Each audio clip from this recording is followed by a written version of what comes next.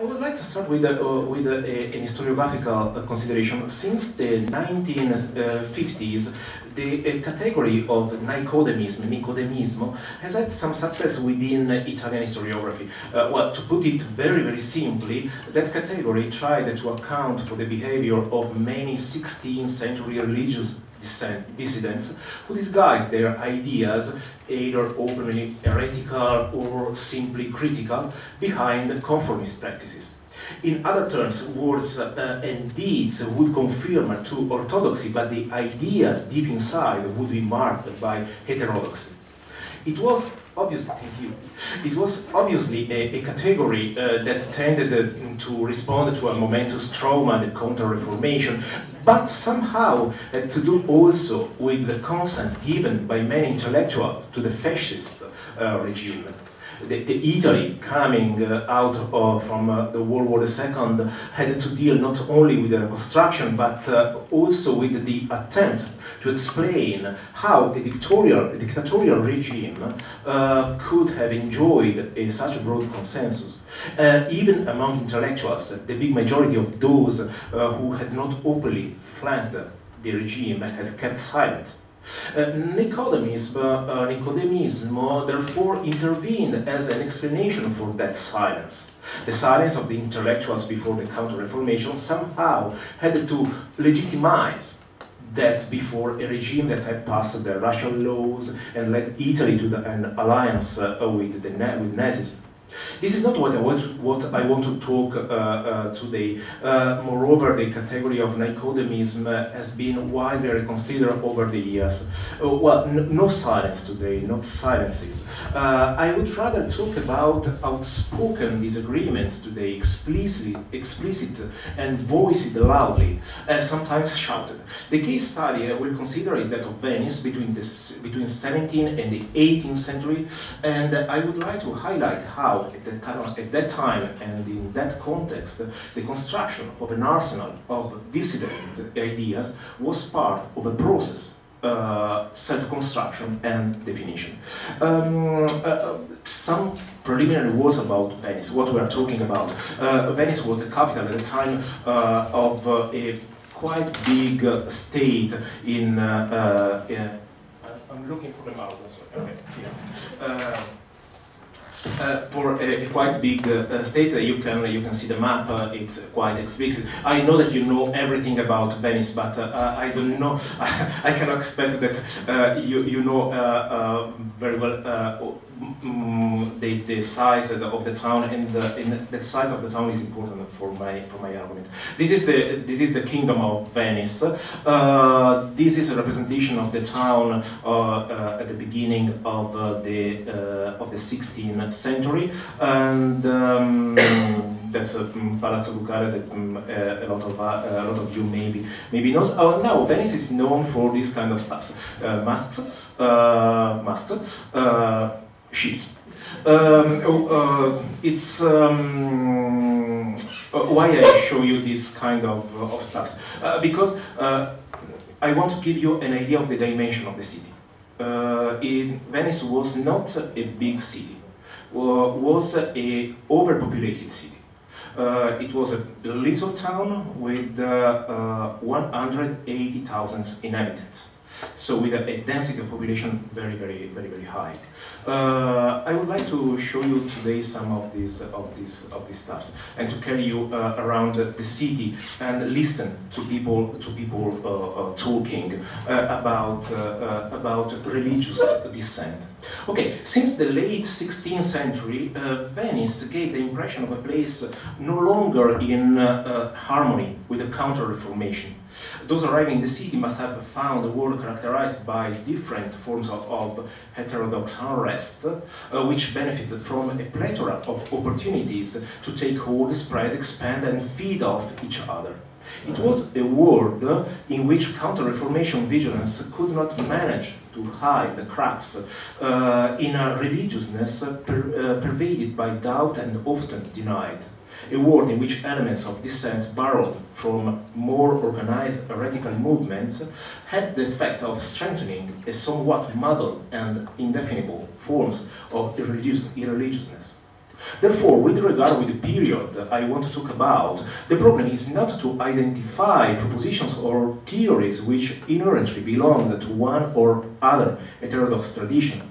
Instead, it was more a question of seeing, for example, how a Lutheran Q could evolve, blend with different elements, or contribute to creating a certain degree of irritation towards dogma and the authorities, or anything perceived as dominant and oppressive in morals and behaviors, and finally, mature into an incredulous, skeptical, unbelieving, or libertine attitude, along with the associated meanings that these terms embody. There was a huge grey area in which heterodox unrest of different origins combined and where distinguishing features faded and blended into one into another. Indeed, those who expressed dissent against Catholicism did not give the impression that they were knowingly drawing on organic theories and structured tradition or religious dissent. Instead, they seemed to be trying to express themselves and highlight their individuality. In this way, a kind of patchwork philosophy was created in which elements of different origins were assembled, built up by accumulation, and expanded during conversations. Conversation and, I quote, coming across as a wit, diventar begli spiriti, parer per gli spiriti, were becoming a fashion. Believing in something unorthodox or having belief-related doubts made more sense as a way of communicating personal difference. Non-belief assumed a particular significant meaning when it was expressed. Now, one of the advantages of dealing with a later period and an unusual urban context like Venice is being able to partly avoid supplying a clear answer to the genealogical question regarding libertinism among popular classes in the terms which emerged from the debate between Carlo Ginzburg, I think you know perfectly him, and the critics of Carlo Ginzburg. The case was that of the cheese and the worms. In the cheese and the worms, by analyzing the case of Menocchio the miller, Ginzburg identified a hidden layer of popular culture which provided a link between cultural contexts separated in time and space, and which created a filter for subjecting Menocchio's readings to radical interpretations. Some, however, offered a different interpretation, suggesting that the Miller's theories were distorted versions of doctrine from the educated tradition, which had reached Menocchio through different but nevertheless identifiable channels. As I said, it is plainly difficult to establish the genealogical pattern of this knowledge in the Venetian context in the period in question. What is historically proven, however, is that chains of contact and means of communication provided a link between different social strata. Moreover, heterodox unrest with leanings towards Averroism, Machiavellianism, and Aristotelianism was widely present among the patriciate in Venice. In a 1686 Libellus manuscript, a Libellus manuscript started to circulate in the city and was reproduced several times by copists, thus reaching a wide audience. It was untitled, and its author was unknown, but it was able to claim, with regard to noblemen in Venice, that, I quote, when they are elected to the government and the supreme courts, the first oath they swear is that they don't believe in God, and that they will form a permanent alliance against the Holy Church and an infinite number of other similar more damned things. In itself, the accusation was no more than a variation of the stereotypical apostatic oath always attributed to heretics, witches, and deviants in general. However, it was also an accusation directed at a social group deemed incapable of believing in anything that, I quote, that is higher than the roofs, which was distinguished itself for its ability to maintain independence from Rome, and on several occasions had proven its skill in manipulating religion and forms of worship for political ends. Well, while there is no doubt that popular unbelief and irreligiousness emerged even without academic stimuli, after all, anyone could conclude that there was little divine participation in human affairs on the basis of personal experience and intellectual ability, however limited it might have been. But it is just as certain that the relevant set of ideas was complete and available from at least the mid-17th century onwards. Each idea could be taken in, adapted, and imported again by a potentially huge number of people. In a certain sense, in the special urban context of Venice, the problem was not so much the presence of a person like Menocchio, but the fact that there were hundreds of Menocchio. Diverging statements, ideas, depictions, and visions of the world, which each individual then interpreted for himself. Venetians must have been bombarded with information and interpretations. It was normal for educated and popular thought to converge, and erudite liberty themes and arguments also spread widely among the artisan and popular classes in the city, although more in terms of their formulation than the structure. Reason was used in a critical capacity with a series of instruments that were more immediately linguistic than conceptual. They were thoughts which were often standardized, an inevitable consequence of the available repertory of emotions, vocabulary, and conceptual instruments. But there were sometimes even significant differences between individuals. In this sense, heterodox discourse could assume a more or less infinite number of forms, each embellished by the individual character of its proponent. The success and resulting spread of an idea were also a question of the language through which it was expressed, or the images which it lent itself to be translated into. This basically depended on the underlying communicative potential of the idea itself. For example, Teodoro Stricker, a doctor in law, was a staunch supporter of God's indifference towards human affairs and the material nature and mortality of the soul. He was ready and willing to take part in a new assembly so that he could, in reconcilio, so that he could voice his opinions. He shared his views with a broad group of people, including lawyers, notaries, drapers, and workers from craftsmen's bottega, and managed to find the right arguments to influence different groups.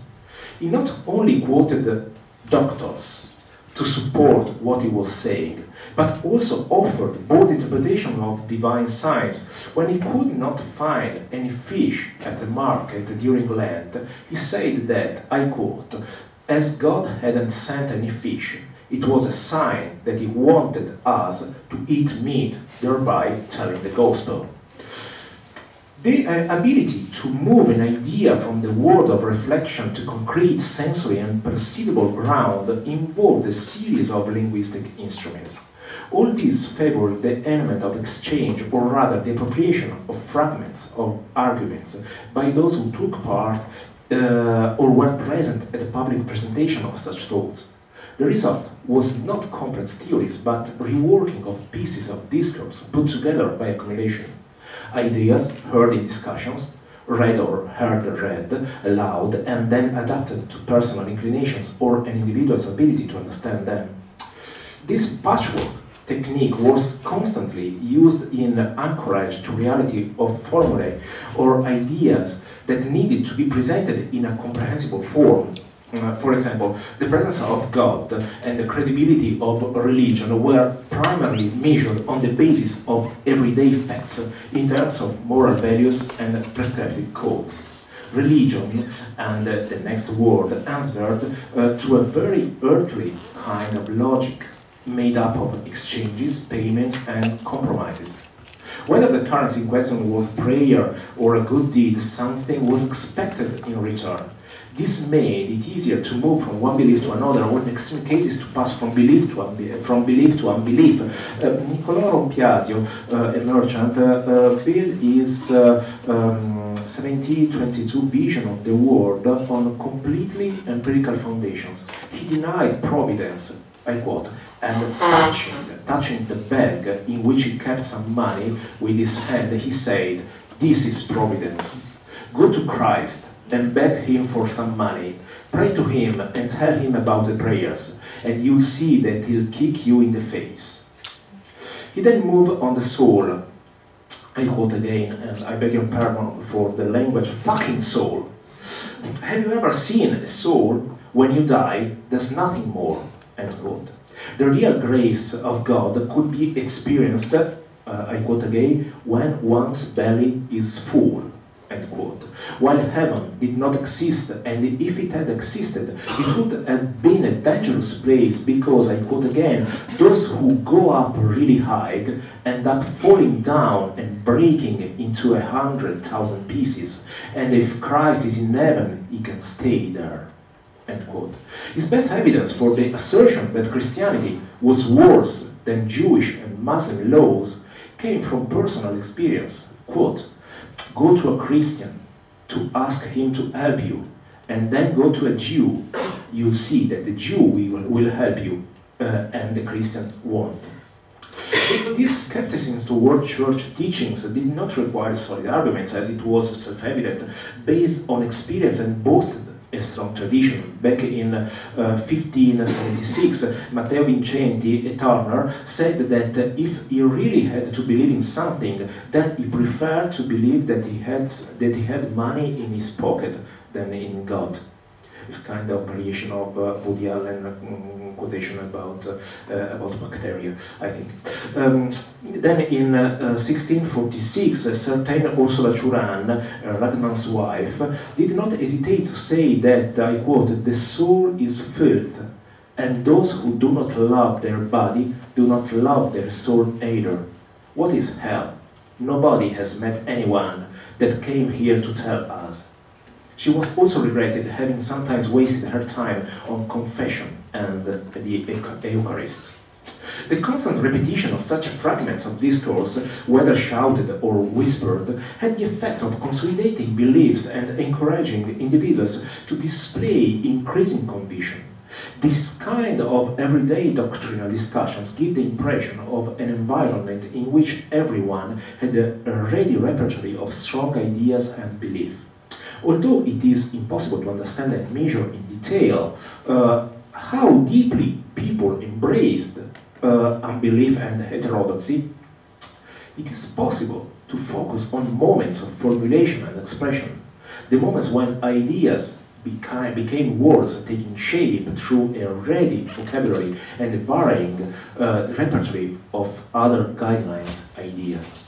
The positions in front of the Holy Office, my main sources here are the position in front of the Holy Office, the Inquisition active in Venice. This deposition clearly revealed the aesthetic aspect of the way in which ideas were expressed. The very fact that concepts in a heterodox mold were frequently the subject of conversations and arguments shows that for many people they were like a calling card bearing the qualification of virtuoso, a beau esprit. In 1651, when the Dominican friar Tommaso Honorio claimed that religion was literally a diabolical idea, that everyone was saved in their own law, that the Trinity was an invention, that friars could have carnal relations with anyone, and that consequently the government of, quote, papists were tyrannical, the prior of the monastery found no reason to be upset. He had often heard him saying these things, but felt that he was still a good friar at heart, because one, I quote, says certain things only to be a bell'ingegno, or as we usually say, a galantuomo, to look as a wit person. This stance was common to more or less all anti-libertine polemics and literature. According to Filippo Maria Bonini, the author of a well-known book on atheism around 1680s, wits ended up renouncing religion because of, I quote, avarice of knowledge, shipwrecked, I quote again, in the stormy sea of fluctuating philosophies. It was, I quote, wanting to pass for a singular mind that put the soul in danger.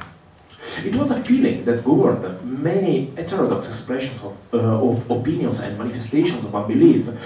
those brave enough to utter them in public, or at least hint at them, knew that they would become objects of both scandal and esteem, or at the very least would be noticed. The result was the creation of a complex world of people preaching their heterodoxy, inspired by a wide range of different reasons.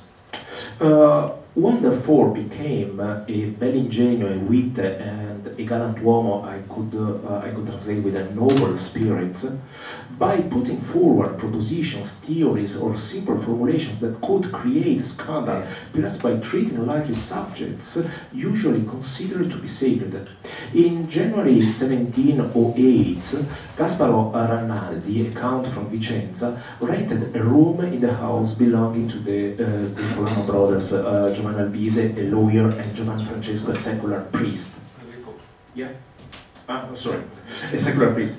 During their frequent conversations, Arnaldi claimed among other things, I quote, that God was imprudent in creating flies, that he does not believe that the soul is immortal, and that this is the opinion of virtuosi, the virtuous, the wit, that the pontiff was not able to deceive the English as he did to others.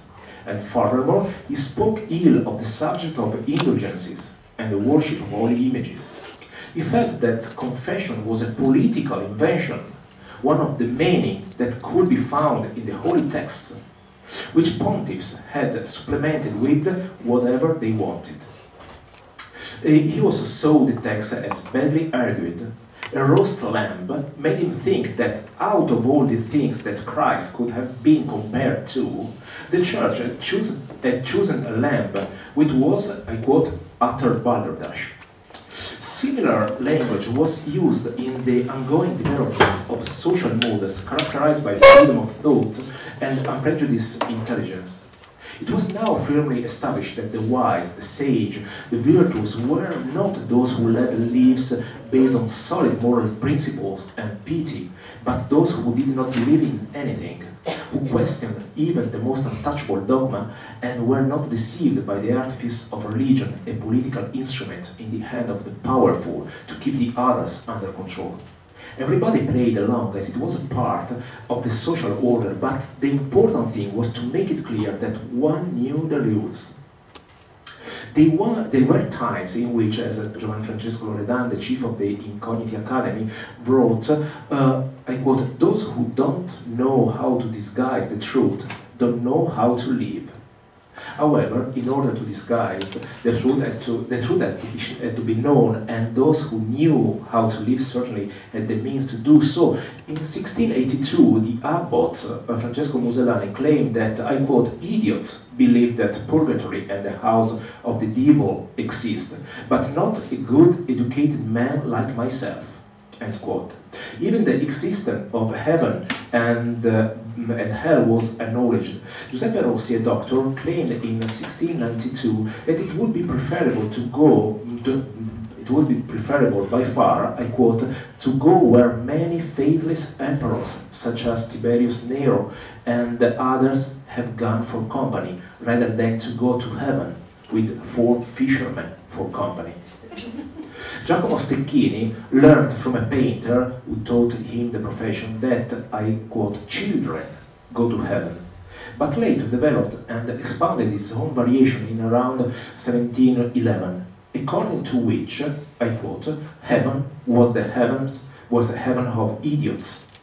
Daniele Alberti in Mestre took a more argumentative approach in 1719 when he tried to persuade friends and servants, I quote, that souls move from one body to another, speaking about the souls of men, because he was referring the opinions of great virtuous figures, also saying that only idiots and ignorant people go to heaven, and only great virtuous men go to hell, and that he wanted to go to hell among the great and virtuous men. This was a restatement of the notorious Machiavelli's dream. The connection between an individual's intellectual stature and the lack of involvement in matters of faith was an implicit one, but was clearly seen by many. People thought that they could become similar to educated men by reinventing themselves under their guide and repeating their beliefs, and that their words could be used as instruments of verbal conflict. To this end, in around 1670s, Marquis Francesco Maria Santinelli and Vincenzo Pezzi, a doctor, urged the merchant Francesco Giusto, I quote, not to believe in the sacraments, saying that good philosophers do not believe in anything but nature. While in April 1699, during a conversation with bookseller and editor Domenico Lovisa, Paolo Marchesi Vedova, a lawyer for the Santa Maria warehouses, told him, I quote, the opinion of most great men that when the body is dead, the soul is dead too. If the reference model was great men or philosophers, there was certainly not much point in hiding one's thoughts, as they became instruments used to earn social distinction.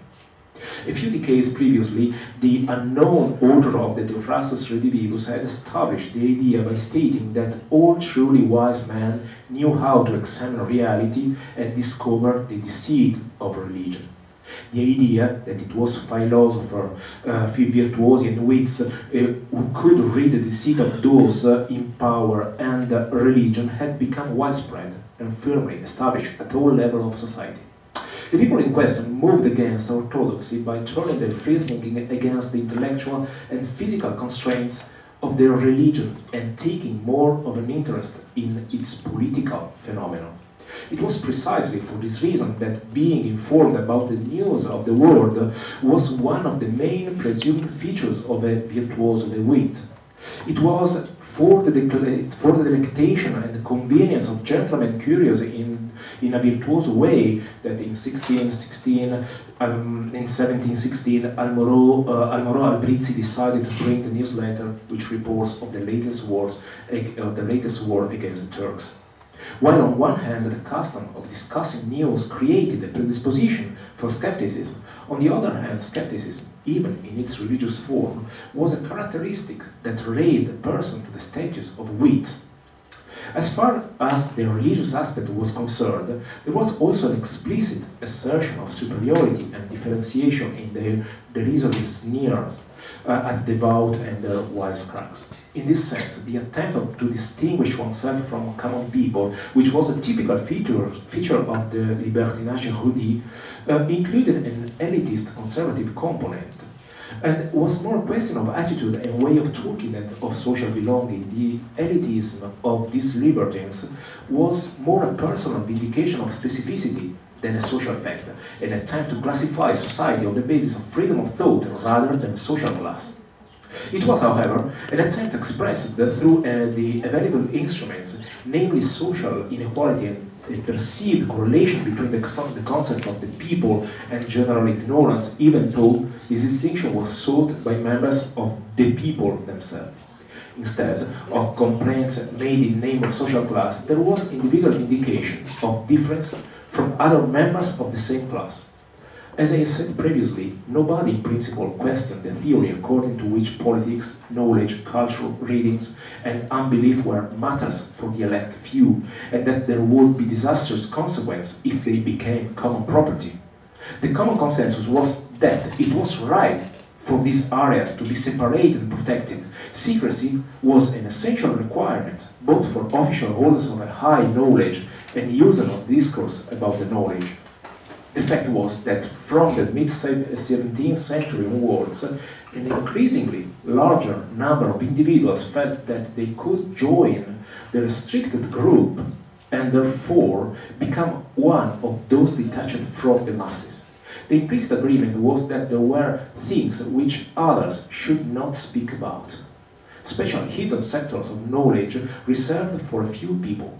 More and more people abided by this assumption with regards to others, so the process of the exclusion, which formed the basis for a new identification based on the discussion and argument, was widely practiced but never directed to exclude themselves. In other words, as Erlet Farge wrote, everyone assumed the right to speak and think, and this universal self-licensing, punctuated by a repression which did nothing to weaken it, gave rise not so much to new forms of version as to a refinement in cognitive and reflective capacities.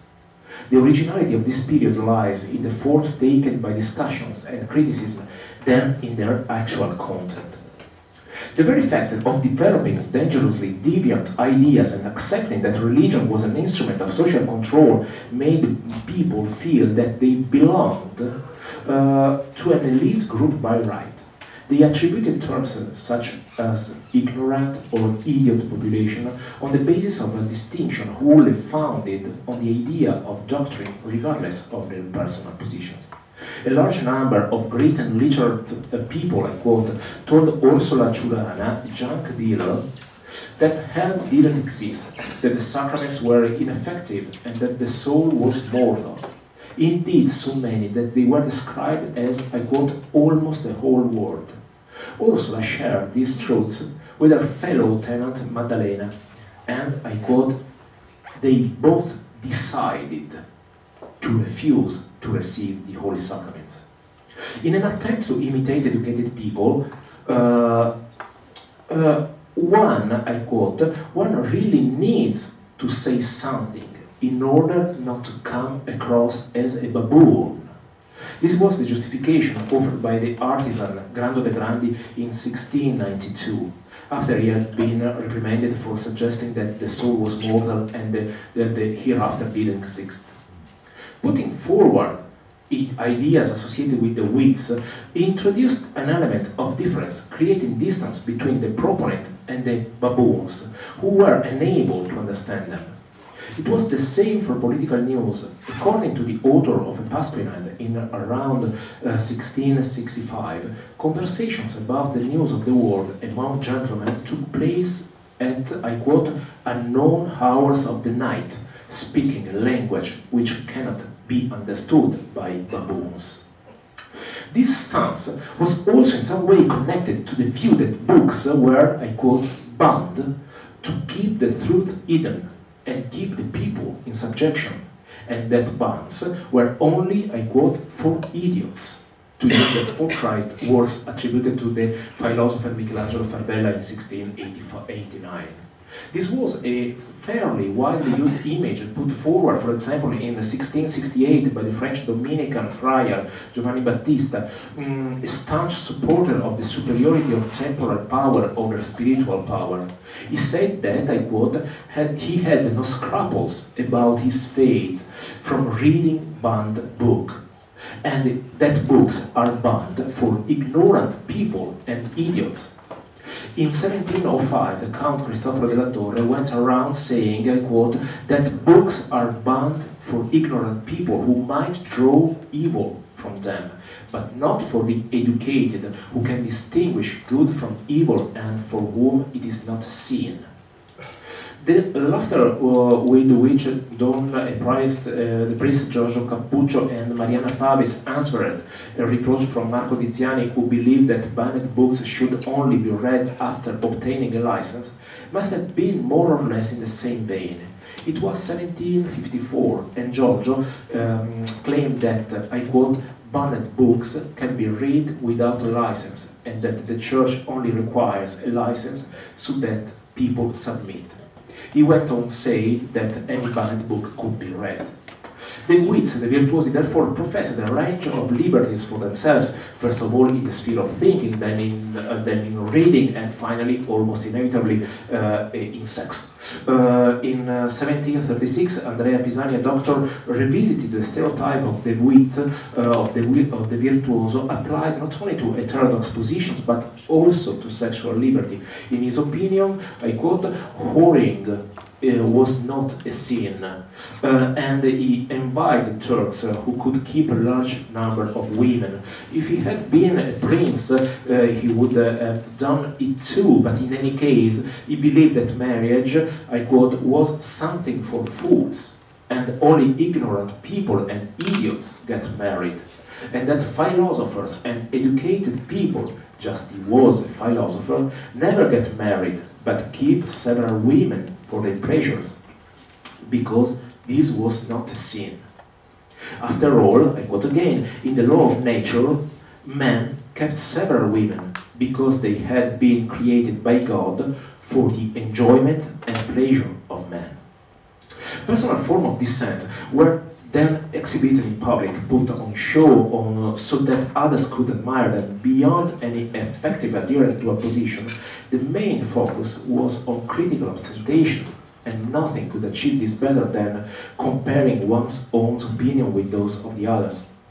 Discussions and arguments were also governed by their own set of rules. I quote, "At the time, I was beside myself because we were in conversation," was how the priest Pietro Mariani tried to justify himself in 1679. Theological discussions was seen and presented as a kind of free-for-all area where beliefs could be expressed and argued for the pure pleasure of debate.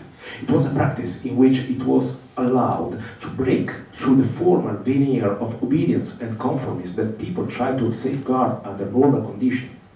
The following was a popular anecdote at the start of the 18th century. A nobleman and a Jew were having a conversation in St. Mark's Square. When the bells rang for midday, the Jew showed no sign of uncovering his head for the customary prayer, at which the nobleman slapped him. Somewhat perplexed, the Jew apologized, saying that he was, as a Jew, he didn't not feel obliged to believe in such an outward act. The nobleman replied that he believed in it even less, but that one must never let one singular nature stand out in public or ignore what others did. As Don Giuseppe Zanchi claimed early in the second half of the 18th century, in order to come across as a practicing member of this religion full of make-believe, in order not to fall into disfavor among those people who, under the pretext of defending the cause of God, have assumed the right to defend the religion, one can even appear regularly at the confessional or at the altar receiving the Eucharist. The confessor can be told things of no importance. Communion can be received as if it were a stamp for a letter. Those men and women who obey nature without the prejudices of religion live longer and much happily than those who conform and obey the religious precepts and institutions, which are made up. A separation can therefore be detected between a physical act that denoted a lack of belief and words pronounced at the same end. They were not always coordinated, and when they were, the question moved from the field of heterodoxy to the sector of reason and thus heretical blasphemy. There was more concealment in the area of gestures and behavior than in conversation, unless it was carried out in selecting the times and locations where conversation took place. Therefore, speech and discussions were aspects of social life where one could express oneself, or at least they were believed to be thus. In 1651, another friar, maybe you are perplexed from the fact that I continuously quote friars, but friars and priests are the preferred clients of the Holy Office in the 17th and 18th century. So in 1651, the friar Enrico from Venice heard his fellow brother Tommaso Honorio repeat the entire repertory of libertine propositions on several occasions.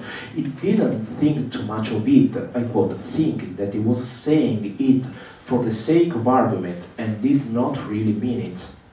This was a credible line of defense for most of the accused that appeared before the Sant'Uffizio, the Holy Office, and there is no reason to doubt that the fact for many it must have really been a pastime or rhetorical exercise which did not necessarily imply adherence to the proposition expressed.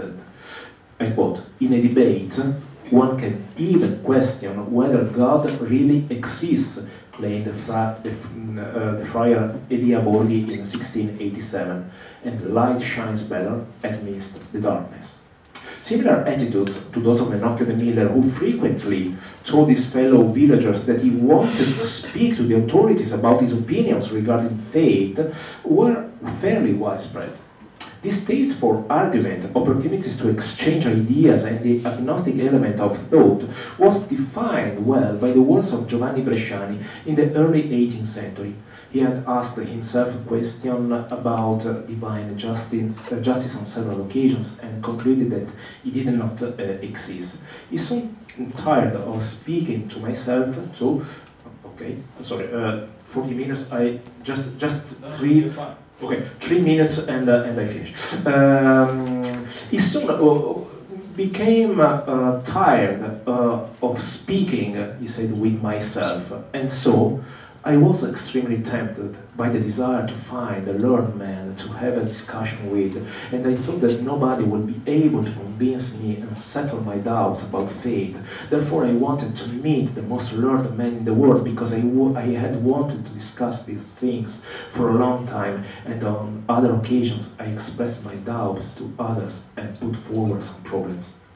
Equally, those listening often entertain the desire to compare heterodox ideas with their official equivalents and create a kind of entertaining show. For example, after hearing Troilo Lanzetta, a doctor, question the mortality of the soul in 1661, Antonio Stella, a hosier, invited the priest Giovanni Francesco Priori several times to speak to him, I quote, because he is a philosopher. Antonio told of how during their discussions the doctor sometimes said that, I quote, he confessed before the Lord God every evening and said that man had to be decent because the Lord God rewards the goods and punishes the bad, meaning that everything is used up in this life. End quote.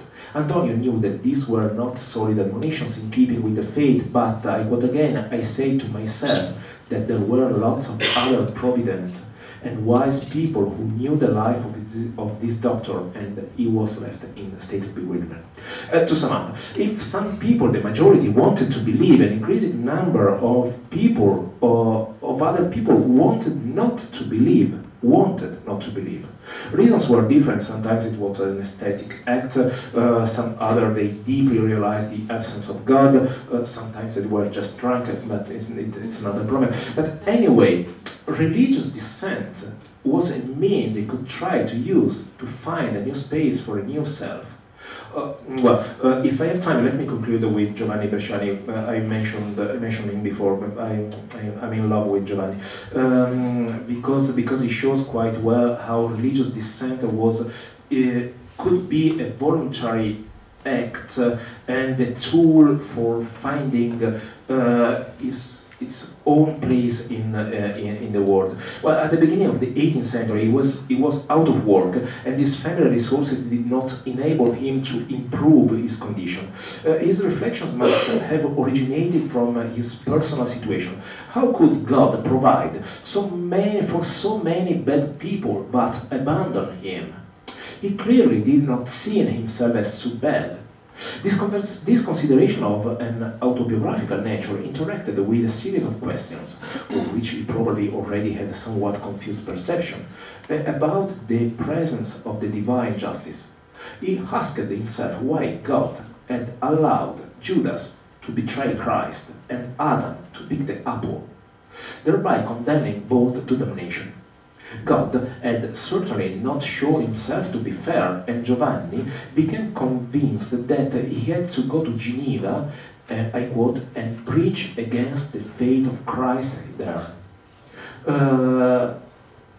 He never managed it though. He spoke about it to many people and concluded that he should go to the Holy Office and confess his thoughts. It was 1709, and he had to consider that in any case he needed to find answers to both his existential and financial problems. He therefore joined the Augustinian monks in Treviso as a novice, but immediately found grounds to quarrel with the master of the novices, and he was defrauded without being reimbursed the money he had paid upon entering the monastery. Such an injustice simply triggered his propensity to be the causal nexus and made him return to the ideas that he had tried to abandon. In this way, he moved rapidly from criticizing the behavior of the monks to the religion itself.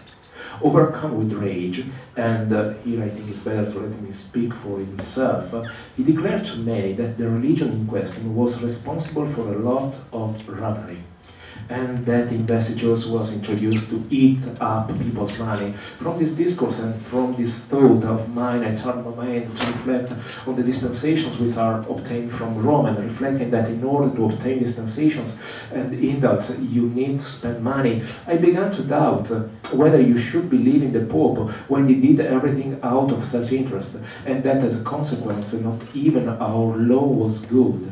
I went further. I started to doubt whether the mystery of the Incarnation was true, telling myself that the Madonna was a woman like all the others, and that it was not possible for God to have sent his Son to take a human form in the womb of a woman similar to the others who had been born into this world too.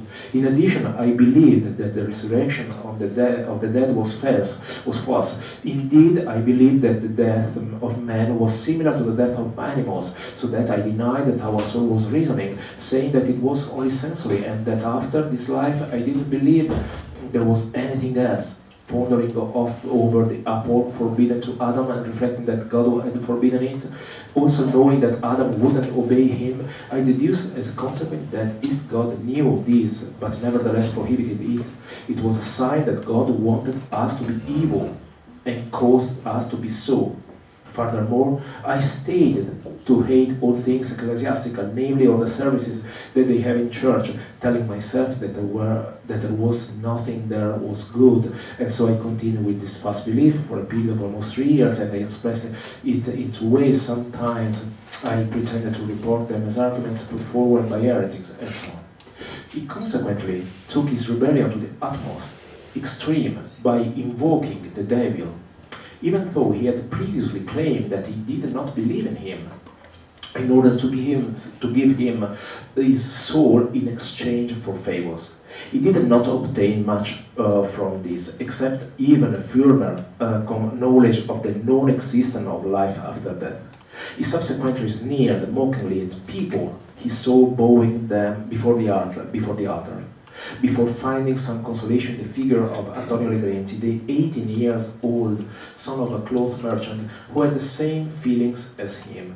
Every time that they met in the streets or elsewhere, we both took heart in not believing in anything. That there is no hell or purgatory or heaven or real Pope or God or sacraments or the Blessed Virgins, and we say to each other, speaking about the Blessed Virgin, she should go and spin, she would better go spinning. And on one day, I don't remember in which year or in which season or in which place, on seeing a painted crucifix, Legrenzi turned to me and said, while smiling and jeering at it, look, and they say that it is Christ, che mustazzo da Giuda, and I applauded him and agreed with him. This reciprocal action of taking heart to persevere in their incredulity was the main voluntary component of their unbelief. They continued to cultivate it by visiting churches together for the pleasure of making fun of those taking part in the service. When the priest raised the host, they said in turn, they are lifting the Lord, look, the Lord is over there, look at those who are worshipping the Lord, and then they laughed.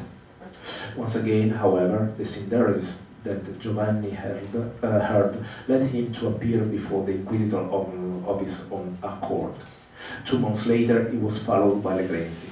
They both adjourned without any further consequences, and the Holy Office never learned anything more about what they believed or said. Me too, I didn't know anything else about what they do. Thank you so much for your patience. I finished. I want to first of all thank Aviad for the invitation to come and speak to you here and comment about Federico's paper, and of course to thank him for such a rich and thought-provoking talk and materials. And of course, thank all of you for coming. I hope that the allure of the discussion was as strong as the allure of the food that we're supposed to get in the near future. We'll see about that. I will try to keep my comments brief and basically do two things here. First of all, put the talk into a broader context of the importance of the history of unbelief or atheism in early modern Europe. And second, to raise a set of brief questions that can allow for opening up the discussion as a way to setting it up in the next half of the session. First of all, the importance of unbelief for the history of early modern Europe. Basically, one of the strongest themes in early modern history is the story of modernization through secularization, meaning that Europe moved putatively from an age of faith, in which the church was the strongest social institution, to an age of incredulity that allows us to say that approximately by 1900, everybody was supposed to have been so much imbibed, I would even say, of disbelief, that the common saying in the trenches in World War I, that there are no atheists in foxholes, had to make sense only against the backdrop of such a world which has been radically secularized. And if this is the view we're taking, atheism is a serious motor for change, because it explains how we got from being part of an age of faith into a modern age which is supposedly secular. It also means that it becomes very easy for historians to organize the early modern period according to as stops on the way to secular society, with the Renaissance, the Reformation, the scientific revolutions, and the Enlightenment all becoming wayposts or signposts along the way to secularism, whatever that means. However, there are problems with such a view. First of all, we no longer believe so strongly in secularization as people did even 20 years ago.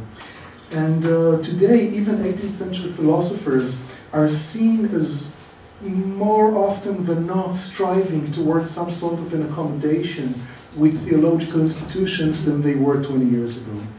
Second, we do have clear cases of unbelief even around 1500 that such a view really does away with. To give you one brief example, a woman called Elizabeth Sculthorpe, who appeared at the Bishop's Court in Lincoln in 1519 to defend herself against the evidence presented against her. And I'm quoting from an article by David Wootton on this.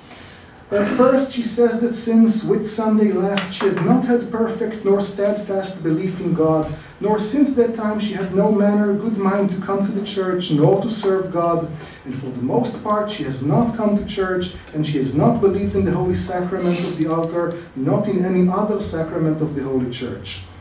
So it raises really the question of what kind of backdrop should we assume for the history of unbelief. Is it a society based on faith in which everybody was supposed to be a churchgoer or a believer?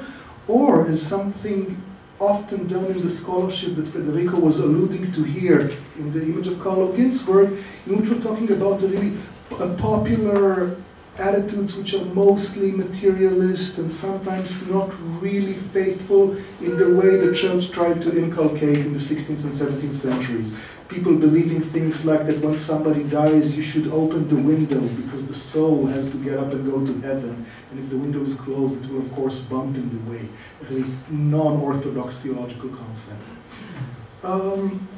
But thanks to the classical but often misused and misquoted work of Lucien Febvre, we've been taught to take cases like Elizabeth Sculthorpe and see them really not as something too serious. Since Elizabeth, or people like her, could not, in theory, provide serious intellectual argumentation sustaining and supporting their unbelief. In that sense, Febvre claimed a really socially meaningful unbelief could only come into fruition around 1650, in the middle of the 17th century, once the arguments of people like Descartes has created the possibility of believing in a world which is basically being perhaps set up by God, but leading the way towards a really non-interventionist God, and then putatively leading the way to more serious forms of unbelief or atheism. Such a form of argumentation and the debates it created lead to two interrelated biases that I think that Federico's work really deals with in a very, very useful and thought-provoking manner. The first of all is that a focus on high intellectual history, in which the protagonists are taken to be serious philosophers, people like Thomas Hobbes, a very good, strong case for an atheist in the 17th century, if there ever was one, or Paolo Sarpi, who was active in Venice in the early 17th century. The second is a tendency to look for systematic arguments that would justify atheism. For example, the notion of a corpuscular cosmos consisting of small atoms that are bumping into each other could very easily lead support to unbelief if you combine it with the notion that the world was randomly created. So you suddenly have a much stronger support for a notion that there was no creation, there was no God, and we have a fully materialistic cosmos.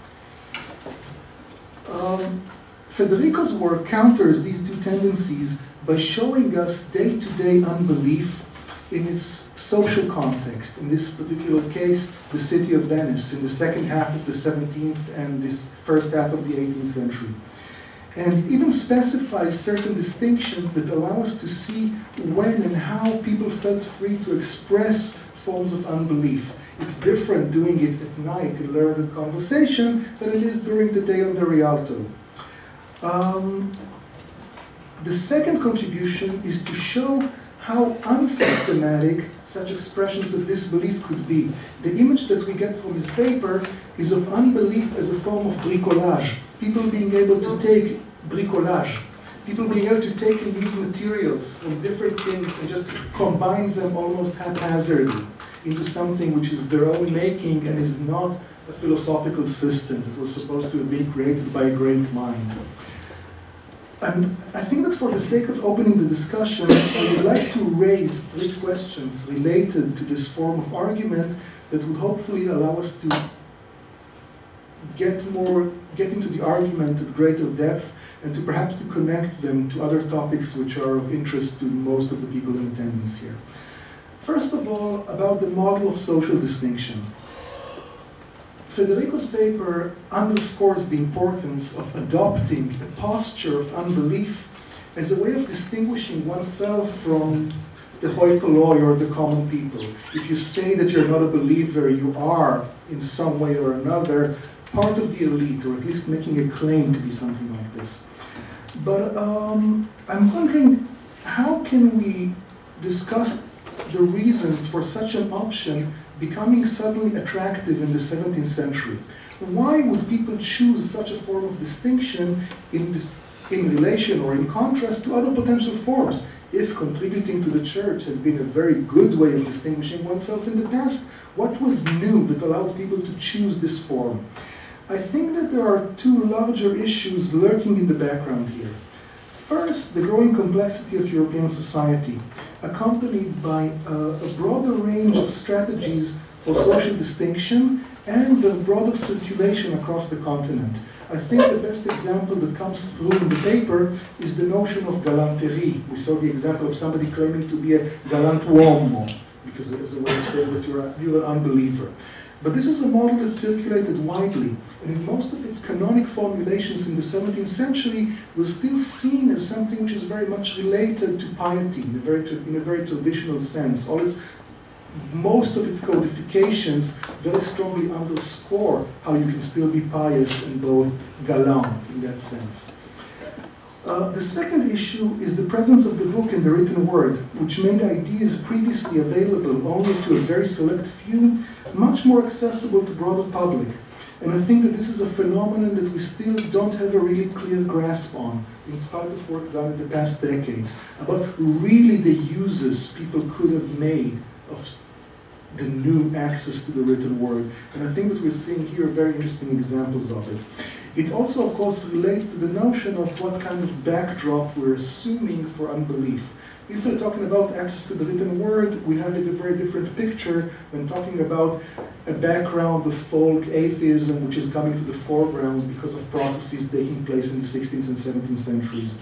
Which brings me to the third issue I wanted to raise, which are the particularities of the institutional context, both for Venice and for the church and state in the 16th and 17th centuries. First of all, Federico has mentioned that Venice was no longer in harmony with the Counter-Reformation Church. But the question one can pose to that was Venice ever in harmony with the Counter-Reformation Church? Venice had a strong tradition of semi-autonomous comportment vis-a-vis the Catholic Church. And even in the Venetian Holy Office, there was a strong representation of the city patricians. So it was not strictly what we would call a church, a Catholic, a pure institution, an institution purely governed by the interest of a centralizing Catholic Church which was developing its bureaucracy in the 16th century. And there is a long history of conflicts. The most prominent of those is the interdict crisis of 1605 and 1606 that allowed somebody like Paolo Sarpi to write one of the most vicious books written about the Catholic Church, The History of the Council of Trent in the early 17th century. It also means that we can ask the same question about the institutions of the Catholic Church itself. If we're talking about an age of confessionalization, in which churches of all types, Catholic, Calvinists, and others, were striving towards a clear articulation of the standards of belief and belonging into the community, doing this hand in hand with the political authorities, to what extent can we say that clear definitions of orthodoxy are related to clear definitions of unbelief? Again, those things go together and really emerge together over the 17th century. The question of what was the situation around 1500 becomes almost moot, because it is not relevant whether they were strong believers in the age of faith or not, because we're looking at the process of co-constitution. So looking at the broader context of what were those institutions doing and saying something more about this could potentially help us understand better how could people living on the street in late 17th and early 18th century Venice really relate to and appropriate these forms of discourse. Thank you.